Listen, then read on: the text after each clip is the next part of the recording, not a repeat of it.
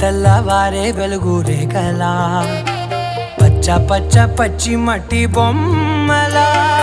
అల్లి బిల్లి వెన్న పాల నురగలా అచ్చ తెలుగు ఇంటి పూల కొమ్మలా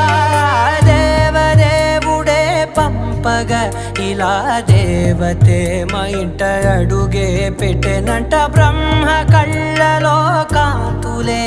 మా అమ్మలా మా కోసం మళ్ళీ లాలి పాడేనంట.